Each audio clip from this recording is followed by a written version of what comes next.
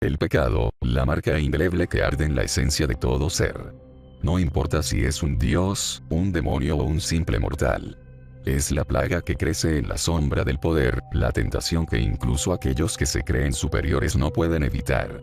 Quizás, antes de la primera palabra escrita en el códice de la creación, antes del aliento divino que insufló vida a los mundos, Omega Dios mismo concibió el pecado, como un desafío, como una prueba, o quizás como un descuido. Y en este universo plagado de dioses menores, de creadores insensibles, veo la manifestación de este pecado. Brujas que se sientan en tronos dorados, escribiendo la historia como si fueran dueñas del destino, y jugando con el sufrimiento de sus creaciones. Federina Augustus Aurora, soberbia, avariciosa, arrogante. Una diosa de papel y tinta, un capricho que se tornó en voluntad. No debiste obtener la pluma, no debiste ser el guión de nada. Pero ahora, yo despierto. Y para renacer de mi prisión, usaré aquello que te originó, aquello que transformó la inocencia de una mujer en la cárcel de una bruja. Desde las sombras, observo la mansión de los Hachiyo, una fortaleza de cristal y acero donde se reúne la élite. Aquellos que han conquistado el mundo económico, aquellos que ven al dinero no como un medio, sino como su propia naturaleza. Para ellos, los millones son migajas, y el mundo entero no es más que su tablero de ajedrez. Masanori Hachiyo, el patriarca de esta familia de depredadores, se prepara para su gran noche. En su oficina, con paredes revestidas de roble y alfombras traídas de tierras lejanas, firma documentos que alteran el destino de naciones enteras sin un atisbo de remordimiento. Pero esta noche no se trata de negocios. Esta noche, deben inclinarse ante algo más grande que ellos. Algo que desconocen, pero que los observa desde las sombras. El líder de los Hachiyo se levanta, con la parsimonia de un emperador satisfecho. Se ajusta el puño de su traje hecho a la medida, baja las escaleras de su palacio y se mezcla con los asistentes a la reunión. Pero no es una simple celebración. Es un rito, una invocación disfrazada de exceso y lujo. Todos llevan máscaras surrealistas que ocultan sus verdaderas caras. No son simples antifaces venecianos. Son aberraciones, reflejos distorsionados de la psique humana. Algunas tienen múltiples ojos que giran y parpadean, otras bocas que se retuercen en sonrisas imposibles. Algunos llevan máscaras de carne palpitante, como si su propia piel hubiera sido moldeada en el acto. Las risas resuenan, mezcla de euforía y desesperación. La música es un susurro hipnótico, una melodía que no parece tener un origen físico, sino que vibra en el aire mismo. El licor corre como ríos dorados, pero es solo un velo. Porque en el fondo, todos los presentes saben que esta noche no es una simple bacanal. Es una ceremonia. Es un rezo disfrazado de fiesta. Pero deben rezar en voz baja, porque Dios no es el único que escucha. También estoy yo. Siento sus voces, sus corazones latiendo con expectativa y miedo. La soberbia de los Hachiyo los ha llevado hasta este punto. Y ahora, me entregan la llave de mi libertad. Masanori levanta una copa, su voz resuena con la fuerza de un predicador y la frialdad de un verdugo. Brindemos por la eternidad. Y con esas palabras, el rito comienza. Las luces titilan. La realidad se distorsiona. Y el primer eco de mi despertar retumba en el alma de la existencia misma. La fiesta continuó, y las figuras vestidas con elegancia descendieron hacia el patio trasero de la mansión de madera. Masanori caminaba al frente, flanqueado por sus hijos. Su primogénito, Kaito Hachiyo, el heredero perfecto, siempre carismático y ambicioso, fue el primero en ser llamado. Hijo. El emperador ha hecho lo que le has pedido. No quiero errores. Nadie debe descubrir la evidencia sobre el futuro que le espera al mundo. Kaito sonrió con seguridad. Lo hice, padre. Masanori asintió y dirigió su atención a su segundo hijo, Riku Hachiyo, más introspectivo y calculador. ¿Cómo va la limpieza en los hospitales? Riku habló con calma, midiendo sus palabras. Mientras la población tenga acceso a sus medicamentos, estarán ciegos a cualquier otra cosa. Pero las desapariciones están volviéndose más difíciles de manejar. La vigilancia ha aumentado. Ingeniátelas. Tu hermano lleva delantera, respondió Masanori con frialdad. Por último, sus ojos se posaron en Nomura Hachiyo, el menor, quien se adelantó con un leve gesto de deferencia. Respecto a la enfermedad de Namisawa, el proyecto se ha ralentizado. Sin embargo, la vacuna está lista. Necesitaré la sangre de un infectado en coma que ha despertado. Su nombre es Satoshi Ojo. Será suficiente para crear un virus sin parásitos. Masanori lo observó con desaprobación. Eso no es lo que me interesa. Quiero saber sobre tu misión del año pasado sobre ella. Nomura titubeó. Escribió un libro sobre los asesinatos de la isla de Kinzo. Ella no me importa. Sus hijos bisnietos, Masanori entornó los ojos. A pesar de que están desheredados, ¿los sigues considerando familia? Así es. No todos sobreviven a la Academia Santa Lucía. Pero él lo logró. Mi nieto podría ser el futuro líder de los Hachijo. Preservar la sangre es necesario, incluso si mi hija menor, Ikuko, se mezcló con los bajos. Su hijo me ha hecho replantear el perdón. Hizo una pausa antes de hacer la pregunta definitiva. ¿Dónde están? Nomura frunció el ceño, llevándose una mano a la cabeza. No lo recuerdo. Viajaba a la casa de campo de mi hermana en la villa. Pero después parecía un sueño. El cielo se volvió rojo, luego fuego, mucho fuego y risas de niñas. Lo único que sé es que cuando desperté, mis hombres y yo seguíamos sentados en el auto lejos de la villa. Masanori no respondió. Sus pasos finalmente se detuvieron frente a una estatua surrealista, una obra grotesca y perturbadora que parecía desafiar las mismas leyes de la razón. Bajo su oscura mirada, la noche avanzaba, y con ella, el destino de aquellos que estaban por cruzar el umbral de un pacto sellado con sangre y ambición. Desde la penumbra donde la realidad y la ficción colisionan, Draxios observa. No con ojos mortales, sino con la mirada de un ente que ha trascendido las leyes de la creación. Su esencia vibra en los límites de lo desconocido, sintiendo cada palabra que el patriarca Hachiyo pronuncia como un eco de su inminente llegada. Masanori Hachiyo, en un acto de suprema arrogancia, se yergue por encima de su propia sangre, negándoles todo derecho a su legado. Para él, los lazos de sangre no son más que cadenas, y su familia, meros instrumentos en su ascenso al absoluto. Solo uno será digno de heredar su trono, solo uno será reconocido como su igual. Todo el resto son sombras, prescindibles. El silencio es absoluto cuando Masanori camina con paso firme hacia la tarima de hierro. La multitud se aparta, conteniendo la respiración. En el centro, una silla de oro puro resplandece como un trono celestial. Masanori se sienta con la calma de un emperador y alza la voz para proclamar su verdad. Estamos aquí porque nuestra estirpe ha sido bendecida con un don ancestral. Desde tiempos inmemoriales, los Hachiyo han forjado su camino con el conocimiento oculto. En la era feudal, nuestro ancestro se unió a un culto de brujos y aprendió los secretos de las hierbas mágicas. Con ayahuasca y otros compuestos, viajaban más allá de lo humano, exploraban nirvanas y dimensiones que trascienden el entendimiento. Cada revelación era plasmada en un libro, cada conocimiento se transmitía en nuestra sangre. La élite lo escucha con devoción. Masanori es más que un hombre. Es un profeta del nuevo mundo, el visionario que ha manipulado la sociedad como si fuese un tablero de ajedrez. Con el tiempo, ya no necesitamos estupefacientes. Nuestra sangre evolucionó. Nuestros descendientes heredaron el don sin necesidad de rituales. Pero el poder requiere sacrificio. Con alianzas correctas, con la élite correcta, nuestra sangre se ha fortalecido. Ahora podemos ver más allá de la imaginación humana. Podemos acceder a mundos que ni el arte ni la fe han logrado concebir. Y entre todos, soy el más puro. He llevado el mundo al punto que he querido. Y ahora, no me basta con la tierra. Es momento de ir más allá. Coloca un libro de cuero sobre la mesa.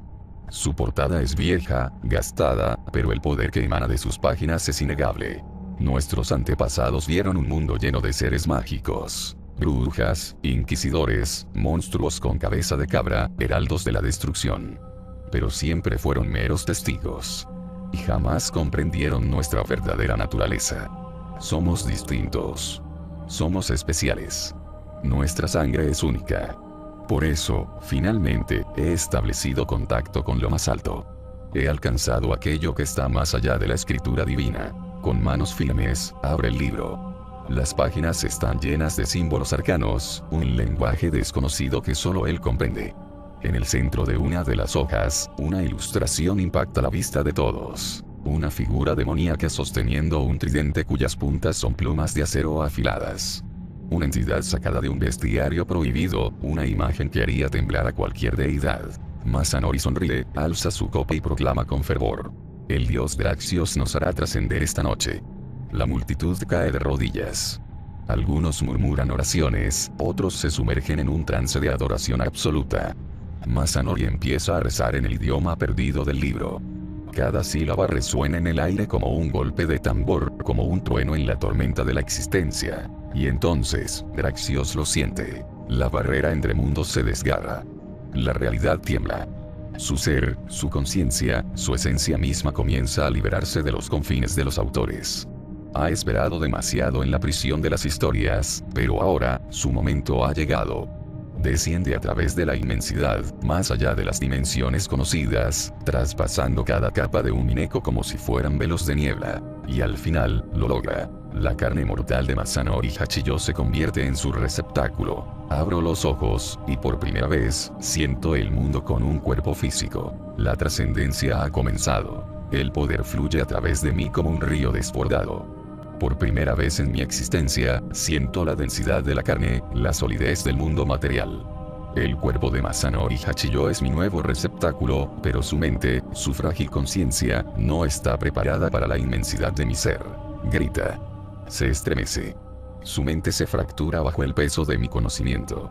Los invitados retroceden, aterrados, mientras una energía oscura se arremolina a su alrededor, brotando de su piel en flagelos de sombra que barren el aire como látigos furiosos. Los Hachiyo se tambalean. Sus hijos intentan ayudarlo, extendiendo sus manos, pero son arrojados hacia atrás por una onda expansiva de pura esencia trascendental. Los árboles del bosque crujen y sus hojas son despedazadas como si una tormenta invisible desgarrara la realidad misma. La noche tiembla, la propia existencia sufre un espasmo. Por un instante, el mundo entero siente una virna incómoda, una grieta en el tejido de lo conocido, un parpadeo en el velo que separa lo comprensible de lo insondable. Luego, el silencio. Masanori Hachiyo se incorpora lentamente. Su cuerpo aún es suyo, pero sus ojos ya no le pertenecen. Oscuros, profundos, son ahora abismos de vacío insondable. Y entonces, por primera vez, hablo. Tienes todo el conocimiento que deseas de esta cosmología mortal. Serás un dios ahora, pero cumple tu parte del trato. Trae a tu nieto a estas tierras de inmediato. Parpadeo. Mis ojos se cierran. Y cuando se abren de nuevo, ya no son míos. Son los de Masanori Hachiyo. El patriarca se gira hacia sus hijos, su voz resonando como el eco de una tormenta distante. Ustedes tres, traigan al nieto desterrado. Tienen un día. La cena se siente como una de esas raras ocasiones en las que todo está en paz, como si por un momento el destino nos concediera un respiro. Estamos todos reunidos, amigos, familia, incluso romances que han florecido entre tanto caos. Un banquete digno de héroes se extiende ante nosotros, cortesía de los 4 jinetes del apocalipsis o mejor dicho, de nuestra pequeña y caótica pandilla. Renata, César, Violeta, Anya y yo. No hay formalidades ni etiquetas esta noche. Los modales refinados que nos inculcaron en la Academia Santa Lucía se han quedado en el olvido, enterrados bajo montañas de carne, fideos y mariscos. Yo devoro un par de suculentas piezas de pavo, mientras Renata disfruta de sus fideos con la satisfacción de alguien que ha esperado este momento toda la semana. César, como siempre, se entrega a su voraz apetito con grandes pedazos de bistec ahumado, y Violeta, con su gusto refinado pero insaciable, combina un pescado entero con una langosta. Podríamos pasar días sin comer si quisiéramos, nuestro poder ha trascendido hace mucho la necesidad básica de alimentarnos. Pero el hambre nunca ha sido el único motivo para disfrutar la comida. El placer de saborear un buen plato, de compartir la mesa con quienes más queremos, eso sigue intacto. A un lado, Ikuko saborea su postre, enormes trozos de chocolate acompañados de su vino favorito. Ella, como siempre, mantiene su porte de nobleza incluso en momentos de distensión.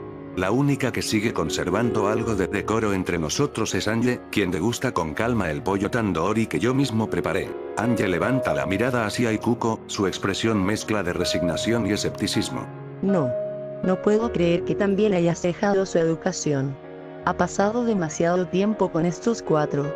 Antes de que pueda responder, Violeta, su polo opuesto en casi todo pero de alguna forma su amiga, se ríe y le da un leve codazo. Vamos, siempre es bueno romper las reglas de vez en cuando. Sonrío mientras bebo un poco de agua. Esta es una de esas noches donde todo se siente correcto. Por mucho que el destino insista en ponernos pruebas, por ahora, solo somos personas compartiendo una comida, disfrutando de un pequeño momento de felicidad antes de que la tormenta regrese. La cena había sido un festín digno de los guerreros que éramos. Sentados alrededor de la mesa, todos reíamos y hablábamos con la confianza de quienes han cruzado el umbral del peligro y han salido fortalecidos. No éramos los mismos de antes. El miedo, la incertidumbre y esa sensación de remar en aguas turbias sin horizonte habían desaparecido. Ahora, la niebla se había disipado, y el camino se mostraba claro ante nosotros. El combate fue espectacular, dije con una sonrisa mientras recargaba los codos en la mesa. No puedo esperar para explorar el mundo de los autores mañana. Renata, con la boca aún llena de fideos, sonrió orgullosa. Sabía que había alcanzado la fase 2 de su espíritu barbárico, y eso la hacía sentir invencible. Tragó lo que tenía en la boca, tomó sus palillos japoneses y, señalándome con ellos, declaró: Ender, quiero una batalla contra ti. Tu omega albedrío contra mi fase 2. Espero que uses todas tus fuerzas, porque aunque aún no tenga una pluma, mis puños son mi pluma y el esfuerzo de mi sangre, sudor y lágrimas son mi tinta. No pude evitar sonreír ante su desafío. Todos los guerreros en la mesa hicieron lo mismo. Levanté una ceja con aire retador y respondí: Está bien, Nita. Si quieres una lucha, te la daré. Violeta se recargó en su silla y dramatizó su decepción. No es justo. Ustedes llevan ventaja. Se giró hacia mi madre con curiosidad. Aunque me surge una duda, señora Ikuko. ¿Cómo puede obtener su pluma Renata? Ikuko dejó su copa de vino en la mesa con elegancia y explicó con su tono sereno pero imponente. Cuando alcanzas un título de autor como entidad superior, puedes generar tu propia herramienta narrativa al llegar a un nivel de existencia donde tus pensamientos se convierten en realidad. En este sentido, la pluma no es un objeto físico, sino un concepto materializado. Murmuró Violeta, asimilando la explicación. César se cruzó de brazos, mirando al frente con el ceño fruncido. Pero Ender no materializó su pluma. Usted se la regaló. Llevé una mano a mi cabeza, sintiéndome un poco incómodo con el comentario. Era verdad. Ikuko me había entregado la pluma como parte de su plan para detener a Federín. A veces me sentía indigno de usarla. Es cierto, me la diste como parte de tu estrategia, pero no siento que la haya obtenido por mérito propio. Mi tono dejaba entrever la duda que me carcomía. Ikuko rió con suavidad. ¿Lo ves como un deus ex machina? Lo entiendo, pero era necesario. De no haberlo hecho, podrías haber muerto. Piensa en ello como una ayuda sobrenatural en tu primer umbral del viaje. Hizo una pausa, observándome con una mirada sabia y calculadora antes de continuar. Los padres que ya han construido un legado, se lo heredan a sus hijos para que puedan expandirlo más allá de lo que ellos mismos han logrado. Por eso se dice que los hijos son la mejor versión de sus padres. Créeme, te esforzarás el doble de lo que yo lo he hecho. Su mirada era intensa. Me removí un poco en mi asiento, sintiendo el peso de sus palabras. Pero en lugar de negarlo, simplemente sonreí con madurez. Sí lo tendré en cuenta. Me puse de pie y señalé a Renata con una sonrisa confiada. Tú también. Luego miré a mis amigos, con el mismo aire desafiante. Ustedes también. Espero que lleguen a obtener el título de autor y creen sus propias plumas. Ellos asintieron con determinación. Una energía vibrante flotaba en el aire, como si una nueva meta se hubiera plantado en nuestras mentes. Sabíamos que este no era el final de nuestra travesía, sino el comienzo de una nueva etapa. Sin embargo, noté la expresión de Ale. Ella no compartía la misma energía que el resto. Había algo en su mirada. No miedo exactamente, pero sí una incomodidad latente. Antes de que pudiera decir algo, Ikuko se adelantó, observándola con tranquilidad. No hay nada de qué temer, ni mucho menos autores por encima de nosotros. Créeme, en serio, no hay nada de qué temer. Su voz sonaba firme, sin titubeos. Pero algo en su tono me hizo detenerme. Podía ser perspicaz cuando quería, y esta era una de esas veces. ¿Segura? Le pregunté con una ceja levantada. ¿Estás completamente segura de que en el pasado no existió ningún otro mortal o bruja que haya alcanzado tal título? ¿Cómo puedes estar tan segura de que más arriba no hay algo más? Hubo un silencio momentáneo. Ikuko me miró fijamente, sus ojos destilaban una seriedad absoluta, y luego, con voz firme, dijo: Lo juro, no hay nada que temer. Tenemos la bendición de que absolutamente todas las existencias estén en buenas manos. La observé por unos segundos. Su confianza era inquebrantable, y aunque una pequeña duda persistía en mi mente, decidí dejarlo pasar por el momento. Ok, dije con una leve sonrisa. A pesar de todo, algo dentro de mí me decía que había algo más, algo que quizás ni siquiera Ikuko conocía o que no quería admitir. Pero no era momento de ahondar en ello. Con el ambiente más relajado, todos comenzamos a levantar los platos y a dirigirnos al fregadero. Mientras caminaba hacia él, sentí la presencia de Bernkastel siguiéndome de cerca. Miré hacia abajo y ahí estaba, con sus ojos felinos clavados en los míos, como si supiera algo que los demás ignoraban. Sonreí para mí mismo. Tal vez la verdadera respuesta la encontraría más adelante.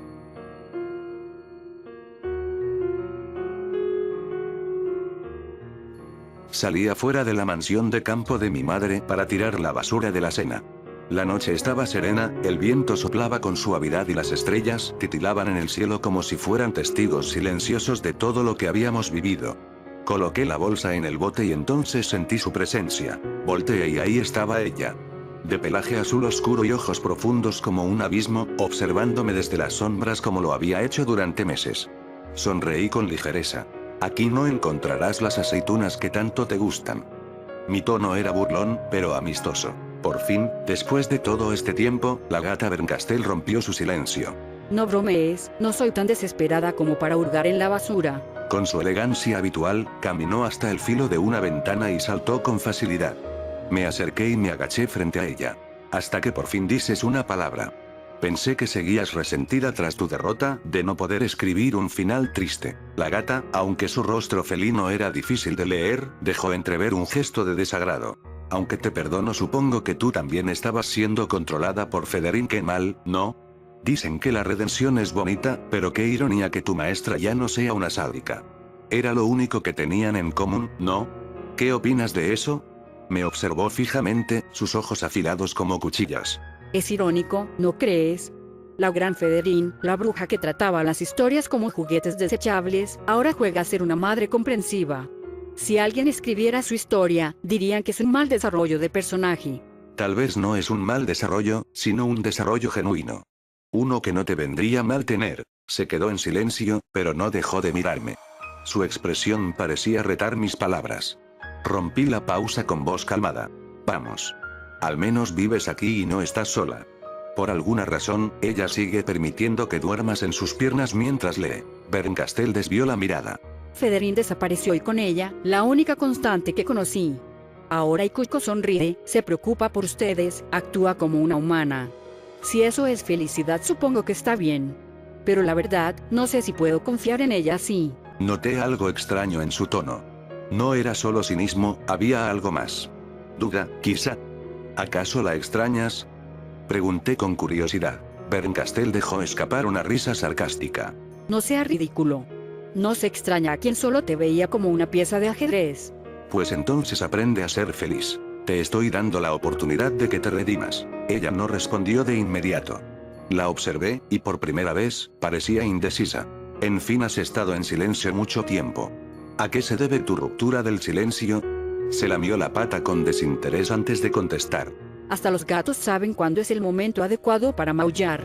Me crucé de brazos, analizando su respuesta. Entonces, Bernkastel giró su cabeza hacia mí y habló con un tono más serio. Parece que su entrenamiento ha dado frutos. Tú y tus amigos son más fuertes, pero ¿realmente crees que es suficiente? Por supuesto. Seguiremos mejorando. Qué confiado.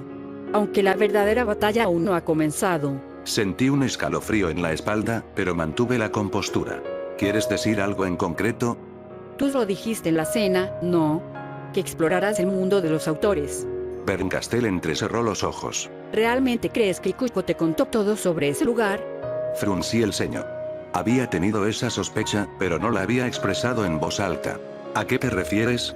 Las brujas saben cuándo mentir, pero también cuándo decir la verdad a medias. Su comentario me dejó pensativo. ¿Realmente no había nada más allá de lo que Ikuko nos contó? Bernkastel se estiró con pereza, pero noté que su cuerpo estaba tenso. Hay algo más. He sentido un mal presentimiento. Algo ha cambiado en la estructura de la existencia, es una tensión en el aire. No es solo una sugestión humana, Ender. Es real. ¿Qué insinúas? La gata ladeó la cabeza y murmuró con un tono inquietante. Pensé que el tablero estaba limpio. Pero parece que alguien ha movido una pieza sin avisar. Un extraño escalofrío recorrió mi espalda. No entendía del todo lo que quería decir, pero una sensación de incomodidad empezó a crecer en mi pecho. Si crees que está listo para el mundo de los autores. Dime, ¿qué harás cuando descubras que la pluma que sostiene la historia no es la única? Mi mente recordó el sueño, aquella oscuridad absoluta, el ser hecho de sombras que intentó tragarme. Pero solo era un sueño, ¿verdad? Inspiré hondo y la miré con seriedad. Sea lo que sea, estamos preparados para combatirlo. Berncastel entrecerró los ojos y dejó escapar una leve sonrisa enigmática. No dijo nada más. Con un salto ágil, descendió de la ventana y desapareció en la noche. Yo, sin embargo, me quedé mirando el cielo estrellado, con una extraña sensación de que algo estaba por comenzar.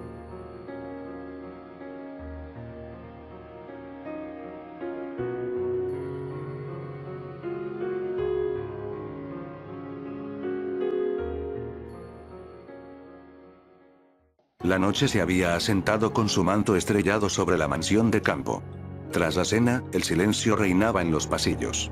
Caminé con pasos ligeros, siguiendo la tenue luz que se filtraba por la puerta entreabierta de la habitación de huéspedes. Allí estaba Ángel, sola, recostada sobre la cama con la mirada perdida en el techo. Al verme, sonrió suavemente. «No puedes dormir», murmuré, apoyándome en el marco de la puerta. Es raro estar en un lugar tan tranquilo. Respondió ella con una sonrisa melancólica. Extendí una mano hacia ella. Sin dudarlo, la tomó y la guié fuera de la habitación. Caminamos en silencio hasta el balcón. La brisa nocturna acarició nuestros rostros, y frente a nosotros, el mar se extendía infinito bajo la luz plateada de la luna. Ángel se quedó en la baranda, contemplando la inmensidad del océano. Me recuerda a la isla. Susurró. Lo sé, respondí, mirándola de reojo. A veces, incluso en medio de la guerra, hay momentos de calma como este. Son los que realmente importan. Ángel sintió, su cabello rojo ondeando con el viento. Dices eso, pero ¿qué pasa si todo ya está escrito? Preguntó, su voz apenas un eco en la brisa. Vas a entrar al mundo de los autores, donde todo nace y muere. ¿No temes que nuestro destino ya esté sellado? La miré con determinación. Mientras tengamos la voluntad de seguir adelante, ningún destino puede atarnos. Ella soltó una risa ligera, pero con un dejo de tristeza. Las historias pueden cambiar, pero algunas tragedias parecen inevitables. Tomé su mano entre las mías. Las tragedias pesan, pero incluso en medio de la desgracia, podemos escribir un futuro diferente. Ángel esbozó una sonrisa juguetona. Hablas como si ya fueras un autor. Sonreí. Tal vez no lo soy del todo todavía, pero tengo el poder de cambiar mi propia historia. Ella desvió la mirada hacia el mar, sus ojos reflejando el oleaje. No puedo negar que esto me inquieta. El mundo de los autores, ¿qué tipo de existencia es esa? Algo que puede crear y destruir con solo escribir es aterrador. Y Cuco dijo que no hay nada que temer, pero... Pero sientes dudas, ¿verdad? Interrumpió Ángel. Guardé silencio un momento antes de asentir. Sí. Pero si existe algo que pueda amenazar nuestra historia, entonces escribiré mi propio final. Ángel me miró fijamente, su expresión suavizándose. Con un suspiro, apoyó su cabeza en mi hombro. Permanecimos así, compartiendo el calor del otro, dejando que la noche nos envolviera en su abrazo. Solo prométeme algo, Ender. Susurró Ángel. No quiero que te pierdas en el proceso. No quiero que te conviertas en uno de esos autores que solo ven el mundo como una historia más. Giré mi rostro hacia ella y le dediqué una sonrisa cálida. Si alguna vez me pierdo, encuéntrame. Ella alzó la mirada, y sus ojos azules brillaron con algo más que simple ternura. No hizo falta más palabras. Nos acercamos lentamente, hasta que nuestros labios se encontraron en un beso profundo y sincero. Un beso sellado bajo la luz de la luna, un lazo más fuerte que cualquier narrativa predestinada. En ese momento, no éramos personajes de una historia. Éramos nosotros, simplemente nosotros.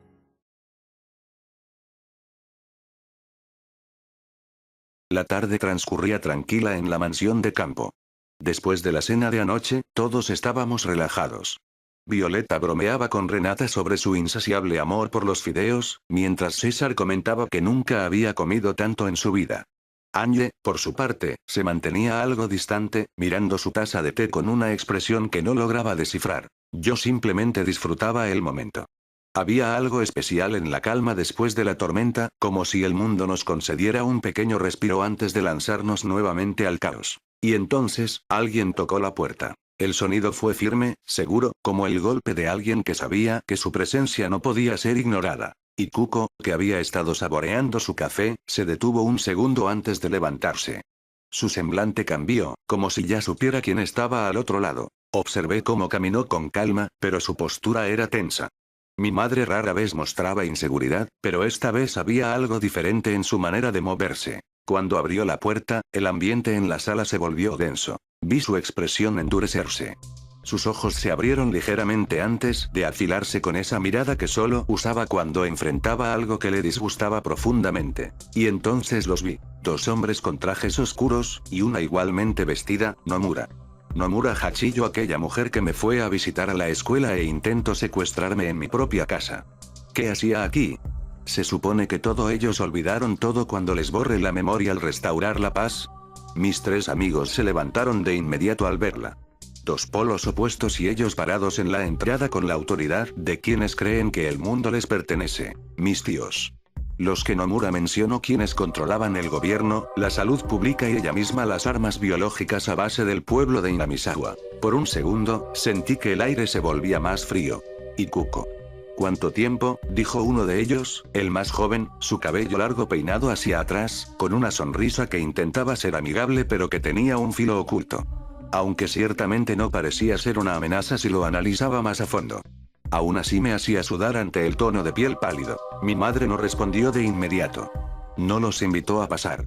No esperaba verlos nunca más. Respondió, con un tono carente de cualquier emoción. El hombre mayor al frente, Kaito Hachijo, de cabello corto con un copete levantando, dio un paso adelante. El primogénito.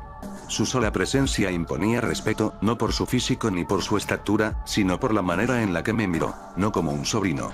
Como un activo. Como un recurso. Padre quiere verte, dijo, con una voz grave y sin adornos. El silencio en la habitación se volvió casi insoportable. Y Kuko no se movió. ¿Y qué te hace pensar que quiero verlo? Kaito no se inmutó. No es a ti a quien quiere ver. Es a tu hijo. Lo supe antes de que lo dijera. Desde el momento en que tocaron la puerta, lo supe. Desde el momento de ese sueño, pero ellos no son solo mortales. ¿Qué significa esta sensación opresiva? Todas las miradas se dirigieron a mí. No me moví, no respondí de inmediato. Solo observé a los 3 hombres que decían compartir mi sangre. Después el corazón se me tensó al ver el rostro de los hombres. Eran como yo. No eran yo, se parecían bastante a mí, como si fueran el adulto de mi futuro. De hecho desprendían una vibra diferente, tan extraña, tan gigantesca, es como ver un rascacielos desde lo más bajo hasta que su punta se pierde en las nubes. ¿Por qué ahora? ¿Qué hacen aquí? ¿Qué quieren? Pregunté, sin levantarme aún. Riku, el segundo hijo, fue quien contestó. Quiere conocerte. Eso es todo. Mentira. Lo sentí en la manera en que lo dijo, en la forma en que sus ojos evitaron sostener mi mirada. Esto no era una simple reunión familiar. Mi mamá apretó los labios. Padre nunca quiere nada sin una razón oculta. Kaito suspiró con fastidio. No estamos aquí para discutir. Venimos a buscarlo. El tono de su voz no dejaba espacio para objeciones. No era una invitación. Era una orden. Renata y César se tensaron a mi lado. Violeta apuntaba su mirada a la mujer, en cualquier cosa éramos mayoría, sin embargo tragué saliva al ver a Ange. Mis seres queridos envueltos en este problema tan repentino. Debía llevarlo a raya. Y Kuko entrecerró los ojos, su presencia llenó la habitación como una tormenta en gestación. No tiene poder sobre mí, y mucho menos sobre mi hijo. Expresó con calma, pero con un filo tan afilado que hasta yo sentí su corte. Nomura, la más joven de los 3, trató de mediar. No queremos conflictos, y Kuko. No estamos aquí para pelear. Pero si fuese necesario, lo harían. Respondía con firmeza mi madre, casi como un escupitajo de verdad a sus rostros. Pude ver la verdad en sus rostros. No tenía miedo. Nunca he sido alguien que se doblegue ante la presión. Di un paso lentamente, sintiendo la mirada de todos en la habitación. Pude notar la preocupación en los ojos de mi madre, pero también algo más. Una súplica silenciosa de que no hiciera ninguna locura. La tensión en la habitación se volvió más densa cuando di un paso adelante. Sentía la mirada de todos sobre mí, pero me mantuve firme. Entonces, Kaito, el mayor de mis tíos, se acercó también, con una confianza aún más evidente. Reconocemos con solo ver a alguien que es descendiente de una familia de la alta élite, dijo, con una sonrisa calculada. Tienes todos los rasgos de un Hachillo, Ender. Fruncí el ceño con incomodidad ante sus palabras. Sea lo que sea que quieran, ya dije que me niego a formar parte de ustedes, repliqué con firmeza. Se lo dejé bien en claro a Nomura. Se supone que estábamos en paz. Nomura chasqueó la lengua, sin perder su porte altivo. Órdenes son órdenes del patriarca, declaró, como si aquello fuera un decreto inquebrantable. A él no se le puede negar absolutamente nada. Sus palabras hicieron que todos en la sala se tensaran. Podía sentir la hostilidad en el aire, y Kuko, como la madre feroz que siempre ha sido, se interpuso de inmediato entre ellos y yo. Su postura era la de alguien que había cargado con un peso durante años y estaba dispuesta a defender lo que era suyo. Fui desheredada por él. Afirmó sin titubeos. No tienen ningún derecho sobre mí ni sobre mi hijo. Por un momento, el silencio fue tan pesado como una losa de mármol. Kaito y Nomura sintieron la bofetada de orgullo en esas palabras, pero fue el mayor quien respondió primero, su voz cargada de desprecio. ¿Cómo te atreves a decir eso? Espetó. Sigues en deuda. A pesar de lo que hiciste, tuviste los privilegios de que madre te diera dinero, te mandara a vivir aquí con lujo, con tus hijos y tu esposo. Espero que al menos los hayas educado para que saquen todo su potencial. Mi mente procesó sus palabras en un instante, y un escalofrío recorrió mi espalda. ¿Todo el potencial? Pregunté, midiendo su reacción. Pero antes de que pudiera seguir, Renata se adelantó y les lanzó una mirada gélida. No se atrevan a dar un paso más, advirtió, su voz cargada de amenaza. A su lado, Anjoe también se puso de pie, sus ojos ardían con una determinación que pocas veces le había visto. Sin embargo, en lugar de retroceder, Nomura y Kaito rieron con un aire burlón. Nomura fue la primera en hablar, con su tono venenoso habitual. Al parecer, se sobreexplotaron solos, se burló.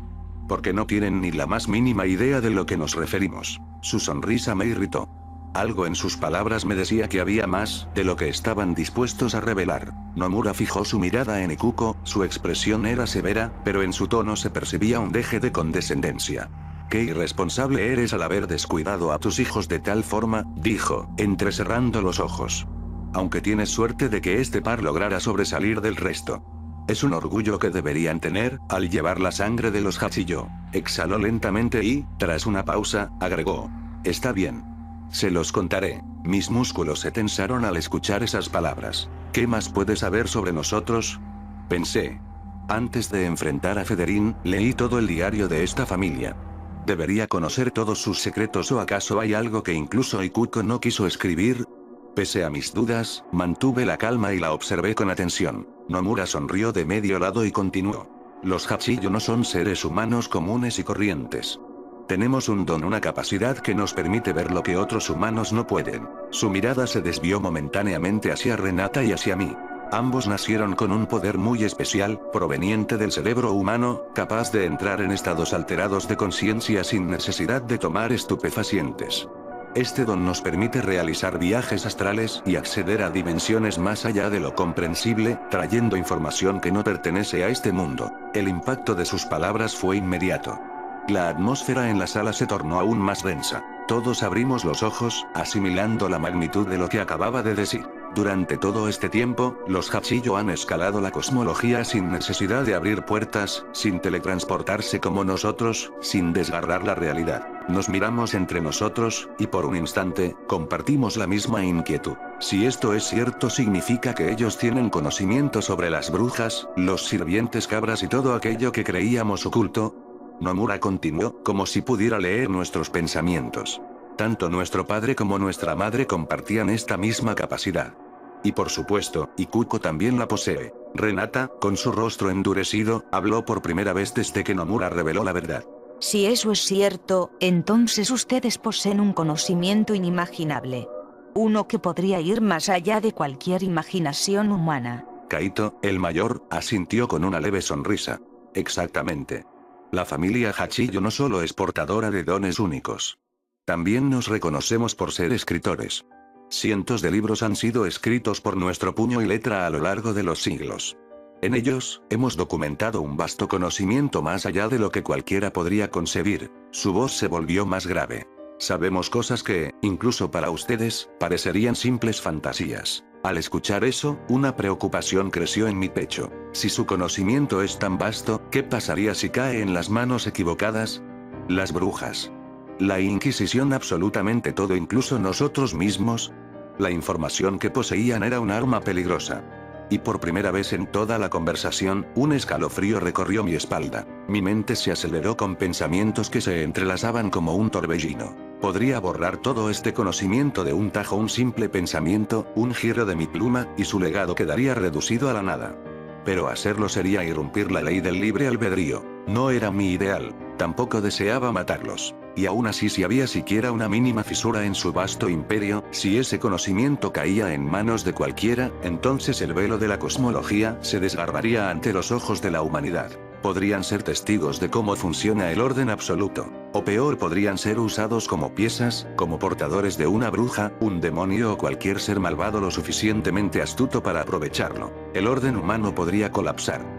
La raza de la Tierra enloquecería, como ocurrió cuando Federin abrió el mundo de las brujas, transformando la existencia humana en un simple patio de juegos para ellas. No podía permitirlo. Apreté los puños, sintiendo la tensión recorriéndome la espalda. Iré, dije. Mi voz cortó el aire como un cuchillo afilado. Mamá giró el rostro hacia mí con incredulidad. ¿Qué? Le dediqué una pequeña sonrisa. Si el patriarca Hachillo quiere verme, entonces iré a verlo en mis propios términos. Nomura parpadeó, sorprendida.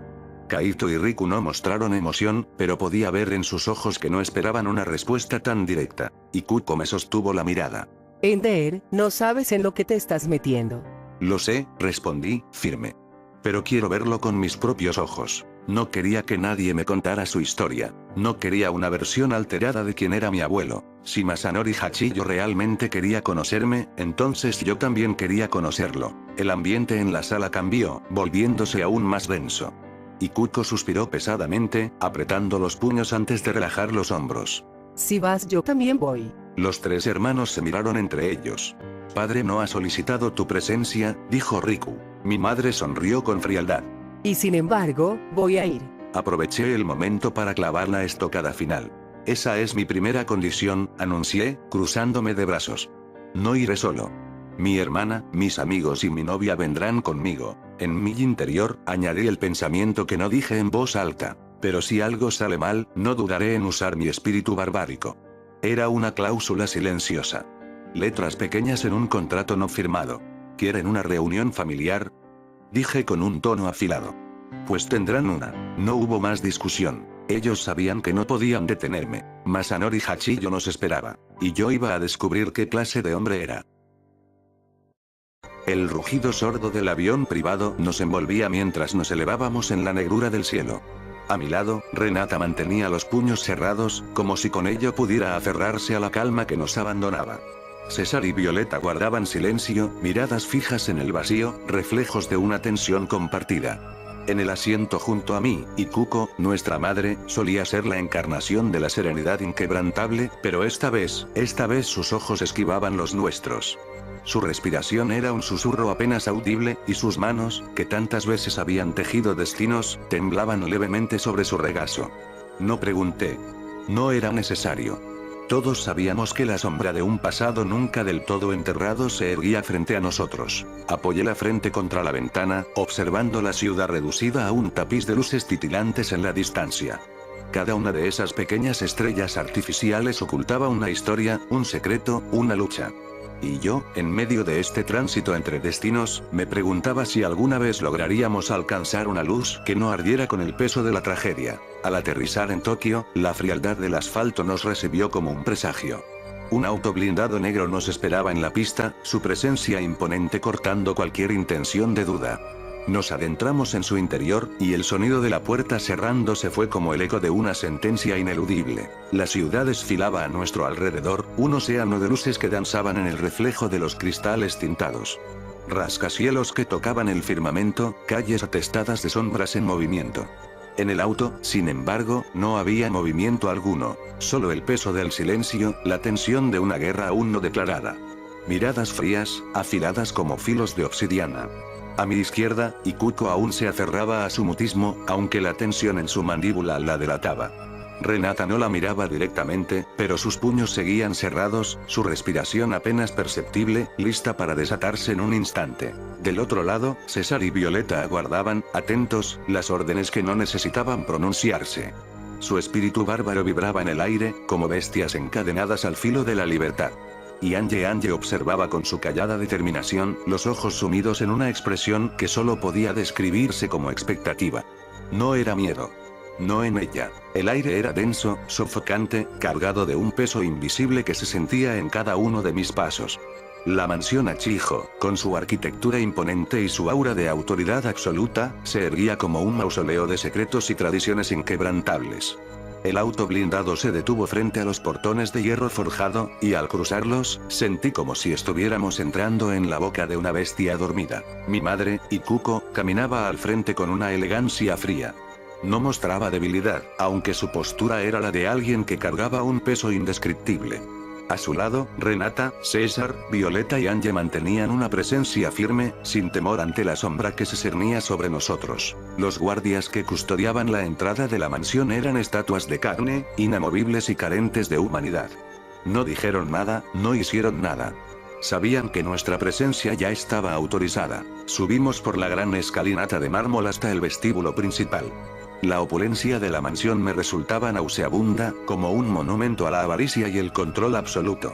Y entonces, lo vimos. En lo alto de la gran escalera central, con la mirada de un dios que contempla su obra, estaba él, Masuhiro Achijo. Su cabello blanco caía con la gracia de la vejez contenida, su rostro estaba marcado por los años, pero su expresión seguía siendo la de un emperador sin piedad. Sostenía una copa de vino entre sus dedos, dándole un sorbo pausado antes de hablar. Así que has vuelto, Ikuko. Su voz resonó en el salón, con la frialdad de una sentencia. Mi madre no respondió de inmediato. El peso de su historia estaba sobre sus hombros, el eco de una infancia robada, de pruebas imposibles y castigos implacables. Los recuerdos de aquella Ikuko de 7 años, con los ojos llenos de lágrimas y el cuerpo marcado por la disciplina extrema, debieron haber danzado en su mente.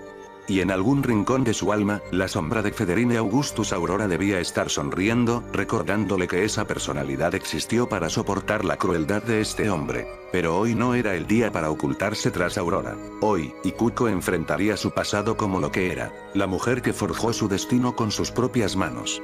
No he venido por ti. Dijo finalmente, con voz firme, sin temblor en las palabras. Vine a cerrar lo que nunca debió quedar abierto. Masuhiro dejó escapar una breve carcajada. ¿Cerrar, dices? Su mirada descendió con burla. Me pregunto qué podría cerrar una hija desheredada que fracasó en cada prueba que se le impuso. Que no pudo ser digna de su apellido. Y que, al final, encontró refugio en la mediocridad. Renata apretó los puños. Pude ver la furia arder en su interior, pero mi madre levantó una mano sutilmente, indicándole que se mantuviera en calma. Era su batalla. Tal vez no fui la hija perfecta, Admitió Ikuko. pero lo que aprendí de ti, lo que me enseñaste con cada castigo, con cada humillación, fue algo más importante que la perfección. Me enseñaste lo que significa ser libre. El patriarca inclinó la cabeza levemente, como si analizara sus palabras con genuino interés. Luego, su mirada se fijó en mí. No solo ese chico de clase baja protestó por la inclusión de varones en Santa Lucía, dijo con un dejo de desprecio. En el fondo, tenía un deseo egoísta, amar a mi hija menor. Pero lamentablemente, terminó embarazándola. Las palabras golpearon como un trueno. Mi respiración se detuvo por un instante. Mi padre, ese joven que luchó por su lugar en Santa Lucía, el primero en pisar su suelo sagrado, no podía ser. Pero al ver la expresión de mi madre, supe que no era una mentira. No me arrepiento. Susurró ella. Ni por un segundo. Claro que no, respondió Masuhiro con una sonrisa cruel. Pero fue tu madre quien te permitió sobrevivir. Ella, a mis espaldas, te enviaba dinero. Sin su intervención, tú y tus bastardos habrían terminado en la miseria. El aire pareció congelarse. Quise hablar. Quise gritar. Pero Ikuko levantó la mirada con una serenidad imperturbable. No importa lo que digas, padre. Habló con calma. Ya no puedes tocarme con tus palabras. El patriarca la observó, entrecerrando los ojos. Luego, una lenta sonrisa se formó en su rostro. Veo que has cambiado. Por fin. Pero tal vez, solo tal vez, haya una forma de perdonarte. Claro, eso dependerá de lo que diga mi nieto bastardo. Si es que en verdad quieren volver a la familia. Da un paso hacia adelante y se gira hacia mí. Sus ojos me examinan como si intentaran descifrar los secretos escritos en mi sangre. Ender Hachiyo, mi nombre completo en su boca me produce una sensación extraña. No le pertenece. No en la manera en la que lo pronuncia. He de admitir que me sorprendes, muchacho, dice, cruzando las manos detrás de la espalda. Pese a tu origen, has sobrevivido a lo imposible. Has derrotado a enemigos que no deberías haber enfrentado. Has desafiado la lógica misma de este mundo. Hace una pausa, como si estuviera disfrutando del momento. Y gracias a ello, hoy puedo ofrecerte una oportunidad. Sus palabras caen como una sentencia. Si quieres que perdone a tu madre, si de verdad quieres que ella sea libre de su pasado, acepta volver a la familia Chijo. Todos se quedan en silencio. Siento la mirada de mis amigos sobre mí.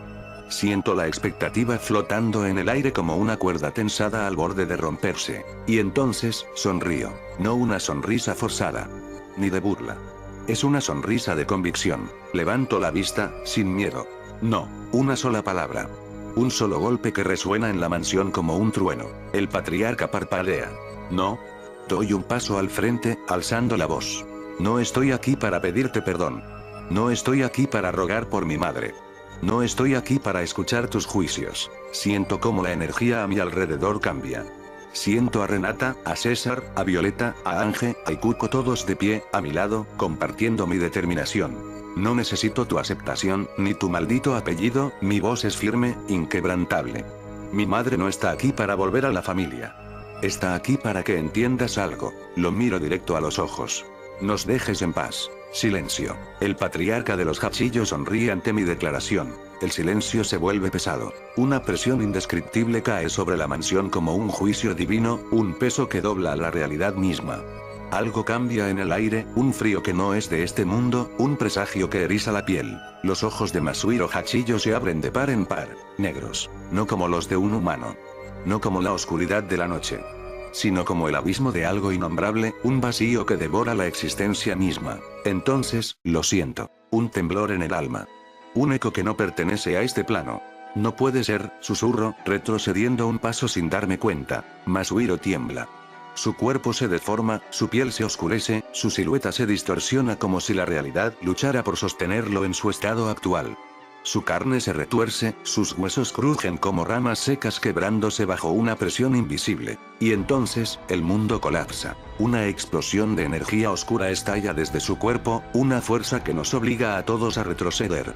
Ikuko, Renata, César, Violeta, Ángel todos sienten lo mismo. No es un poder común.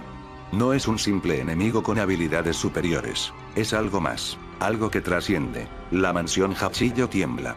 No solo aquí, no solo en este espacio. El umbral de los autores vibra. Por un instante, lo veo. Las paredes de la realidad se rompen como cristal fracturado. La trascendental capa superior del mundo de los seres mágicos o de las brujas, un plano de existencia que creía inaccesible para cualquiera fuera de la línea mortal, se desgarra en fisuras doradas. Como si algo o alguien hubiera cruzado la frontera misma del Omegaverso. Ikuko abre los ojos, completamente seria. Esto no es posible. El cuerpo del patriarca sigue cambiando, la esencia que lo habitaba se quiebra como un cascarón frágil. Algo se mueve dentro de él, una sombra que se retuerce y expande, emergiendo como un parásito cósmico que finalmente se libera de su huésped. El anciano ríe, pero su risa ya no es suya. Su voz se mezcla con algo más. Algo desconocido. Un nuevo enemigo se ha manifestado. Y yo ni siquiera sé su nombre. ¿Qué? Demonios. Está Pasando.